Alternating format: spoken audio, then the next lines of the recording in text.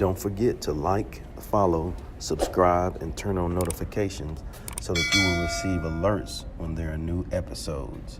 Go get it.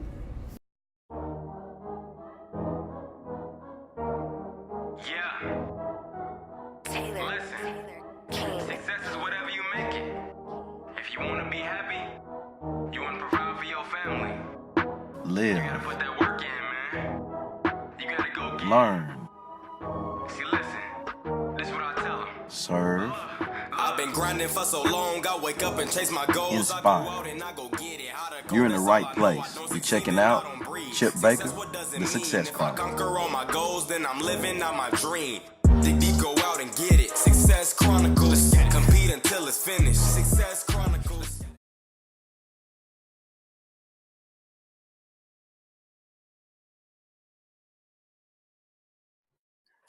Hey, what's up, everybody? This is Chip Baker coming to you with another episode of The Success Chronicles. And today we have Tilicia Johnson with us, and she is a community advocate and nonprofit strategist here in Houston, Texas. So really involved in some great things, helping lots of people, doing some big things and positive things to make our world and area a better place. So thanks so much for taking the time to interview with The Success Chronicles. Thank you for having me. All right. Well, talk to us about your life story, where you are from and how it was for you growing up, and kind of track that story until now, if you don't mind. Okay.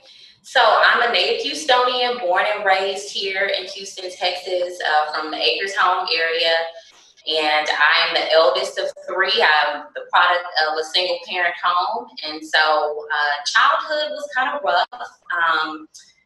Coming from a single parent home, we sometimes were very unstable, had a lot of ups and downs, and living with family members and that sort of thing.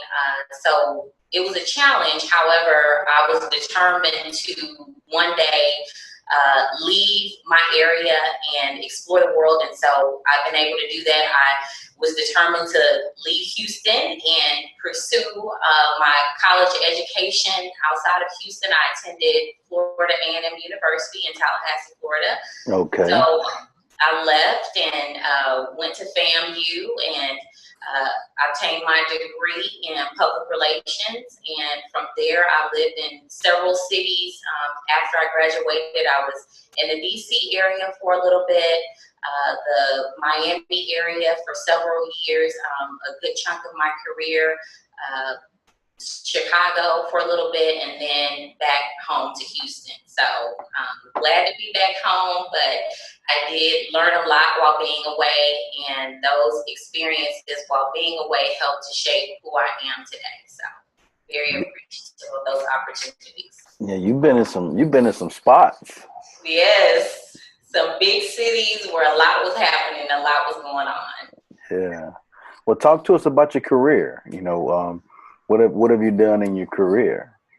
So as I stated, my degree is in public relations, and I'm fortunate that the bulk of my career has been in more of the community relations capacity. So most recently, prior to the endeavors that I'm currently pursuing, I was with Microsoft for 4 years as a community relations professional, helping to put forth community events and give back to nonprofit organizations and help businesses develop strategy, small business strategy. So I did that for several years, and prior to that, I also worked for Texas Southern University and their University Advancement Department.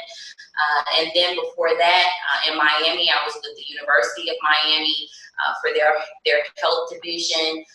So in the various cities that I've lived in, it's mostly been kind of in that community relations capacity, with working either with the hospital system or with a nonprofit organization, helping them to build their community strategies and that sort of thing. So that's your thing. Yes, that is my thing. That's my thing. Yeah, everywhere you've been, that's what you've done. That's your thing. Yes, that's what I'm passionate about. Yeah. And that's where I've been able to add the most value to the organizations that I've worked in and served. So just to jump forward just a little bit. So currently, I've completely transitioned careers. I've left the community relations role in a corporate setting, and now I'm more so hands-on in the nonprofit world, but specifically for mental health. So I've always had a passion for mental health, simply because of, personal struggles that I've overcome, and also with family members who have battled different mental health conditions. And so I've always been extremely passionate about mental health. So I made the career leap about 4 years ago. 4 months ago. I'm sorry, Okay. 4 months ago. I made a career leap, and so now I am full-time in the mental health field.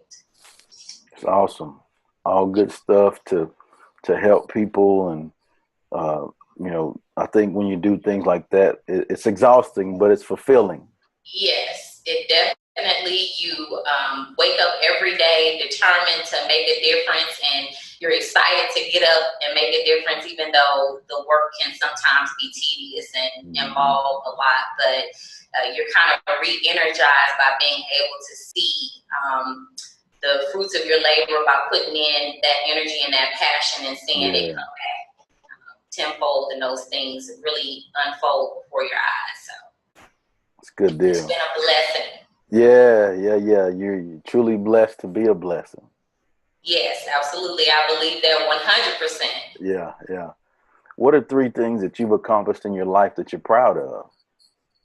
Well, I would definitely say having the courage to leave home and attend, college at FAMU. I didn't know anyone. It was my first time leaving home, to do something. I didn't really have the opportunity to travel, during my childhood, so it was a big deal. And then throughout college, I never really had support, so I was able to completely support myself through school. I was diagnosed with depression while I was at school, so I had to overcome that.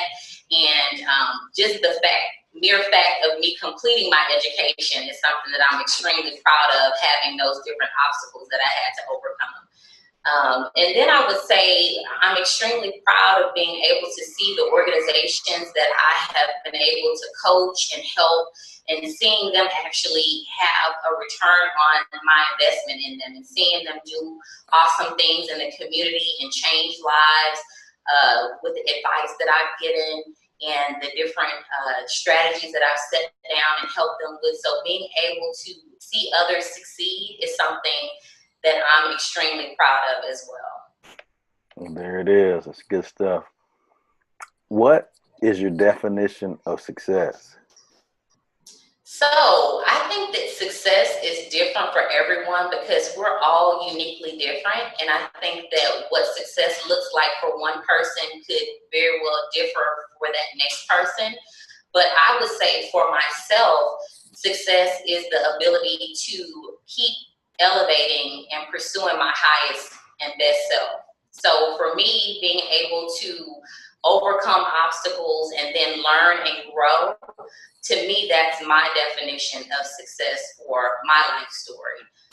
But for others, depending on what they're passionate about, it can look very different. And I think that, sometimes we get caught up in thinking that everyone's success looks the same, but sometimes it looks different based on what that person has had to overcome or what they're passionate about pursuing. It can look very different. Yeah, I think, being in alignment with your assignment. Absolutely. Yeah. Absolutely. And being able to pursue your purpose, tapping into that purpose and being able to pursue it and learn and grow from it, that's definitely a form of success.